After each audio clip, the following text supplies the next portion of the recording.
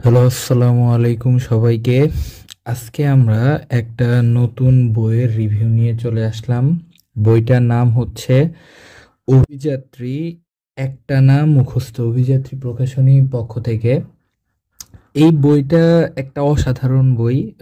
যদি আপনি বিরোচন পড়তে চান, বা বিরোচন যেগুলো মুখস্থের বিষয়, বিশেষ করে বাংলার মুখস্থের বিষয় যেগুলো আমরা জানি আছে বিরোচন অংশে, আহ, বাগধারা, এরপরে আছে হচ্ছে প্রবাদ প্রবচন, এক কথায় প্রকাশ, বিপরীত শব্দ, সমার্থক শব্দ, পারিভাষিক শব্দ, এই যে সমস্ত জিনিস, বিশেষ করে মুখস্থের জিনিস, আমরা যদি অগ্রদূত সহ আরও বাংলার যেসব বই আছে, প্রচলিত বই, সেখান থেকে পড়তে যাই, আমাদের একটা সমস্যা হয়, সেটা হচ্ছে মনে থাকে না। মনে না থাকার একটা রিজন হচ্ছে এরকমভাবে আমরা পড়ে যাই, ধরেন কাপুরে বাবু এর অর্থ কি, হাতে দুর্বা গজানো, এটা বিভিন্ন বিগত সালে আসা কোশ্চেন।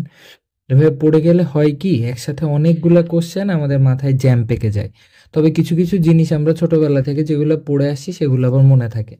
তো যেগুলো একেবারে নতুন, সেগুলো আমাদের মনে রাখার জন্য অভিযাত্রী বইয়ের কোনো বিকল্প নাই। এই অভিযাত্রী বইয়ের যে মূল বৈশিষ্ট্য হচ্ছে, এখানে শুধু বাগধারা বা সমার্থক শব্দ দেওয়াই নাই, পাশাপাশি ফটোগুলো উল্লেখ করা আছে বা পিকচার দিয়ে দিছে। উদাহরণ হিসেবে আমরা যদি একটা বলি, ধরেন ভূষণ্ডী কাক, ভূষণ্ডী বা ভূষণ্ডী কাক, এটার অর্থ কি? তো দেখেন, এটা যদি একবারে আমরা জানি, সেটা হচ্ছে দীর্ঘায়ু ব্যক্তি বা দীর্ঘকালের অভিজ্ঞ ব্যক্তি। এক কথায় ম্যাক্সিমাম বই লেখা আছে বাগধারা, বাট এটা মনে রাখার জন্য একটা সুন্দর পিকচার দিয়ে দিছে। পিকচার দিয়ে পাশাপাশি এখানে আরও একটা জিনিস হচ্ছে, আপনি যখন কাকভূষণ এটা আপনার মনে থাকতেছে না, এই রিলেটেড অনেকগুলা তথ্য এরা উল্লেখ করে দিছে। এই যে তথ্যগুলা যখন আপনি পড়ে ফেলবেন, তখন এই কাকভূষণ্ডী বা ভূষণ্ডী কাক এর শব্দের অর্থ যে দীর্ঘায়ু ব্যক্তি, এটা অনেক দিন আপনার মাথায় সাস্টেইন করবে। এখন আপনাদের যদি কারো মনে হয় খুবই শর্টকাটে দ্রুত প্রিপারেশন নিব, বইটা কিনতে পারেন। কিনে দেখেন এই বইয়ের মধ্যে সবার লাস্টে যে কোশ্চেন অংশটা আছে, এখানে কিন্তু অন্যান্য বইয়ের মতন এখানে অসংখ্য কোশ্চেন দেওয়া আছে। অসংখ্য বলতে বিগত সালে যতগুলো কোশ্চেন দেওয়া আছে ম্যাক্সিমামই এখানে কাভার করছে। যেমন বাগধারা নিয়ে প্রায় 300টার মতন কি আছে, কোশ্চেন আছে বাগধারা রিলেটেড। তো আপনারা যদি এইটা আগে পড়ে ফেলেন এবং এখান থেকে ধরেন যে এটা আপনার প্রবলেম হচ্ছে, ঢাকের কাঠি, এটা কি, এর মিনিংটা কি, তো এইটা আপনি ওখান থেকে দেখে নিতে পারেন। পাশাপাশি ওখানে যে এই যে পিকচারগুলা ইনক্লুড করে দেওয়া আছে, এই পিকচারগুলা যদি আপনারা দেখতে পারেন, তাহলে আপনাদের এই পড়াটা আশা করা যায় বেশি দিন মনে থাকবে। তো এইটা গেল বাগধারা পার্ট। বাগধারা পার্টের পরে আপনারা যদি সমার্থক শব্দে আসেন, সিমিলারলি সমার্থক শব্দেও দেখেন অনেকগুলো পিকচার অ্যাড করে দিছে। আর আমরা জানি পড়াশোনা করার ক্ষেত্রে ভিজুয়ালাইজেশনটা খুবই গুরুত্বপূর্ণ। যদি ভিজুয়ালাইজেশন করা যায়, তবে আমাদের পড়াগুলো দ্রুত মনে রাখতে সাহায্য করে। এই, আর কেউ যদি আপনি মনে করেন যে না আমার ভিজুয়ালাইজেশন লাগবে না, এনাফ, আপনি অন্যান্য বই পড়ে নিলেও চলবে।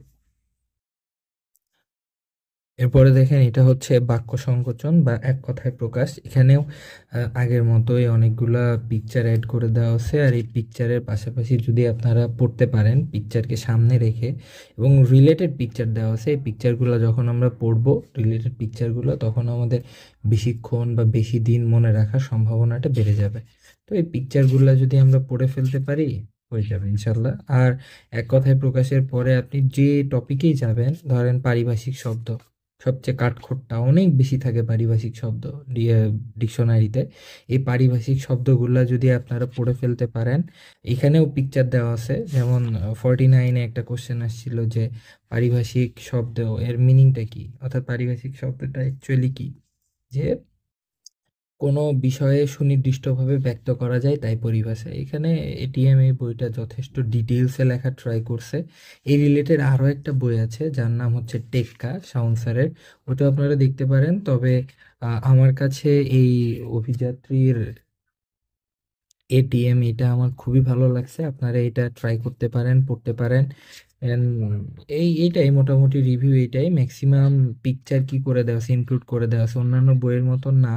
এই বইয়ে জাস্ট পিকচারটা, এটাই হচ্ছে এক্সট্রা জিনিস এই বইয়ের। Thank you so much. আপনারা যদি আর অন্য কোনো এরকম ধরনের বইয়ের রিভিউ চান, তবে আমাকে কমেন্ট সেকশনে জানাতে পারেন। আর কোনো যদি আপনাদের কোনো কমেন্ট সেকশনে কোনো যদি মতামত জানাইতে চান, সেটাও জানাইতে পারেন। Thank you so much.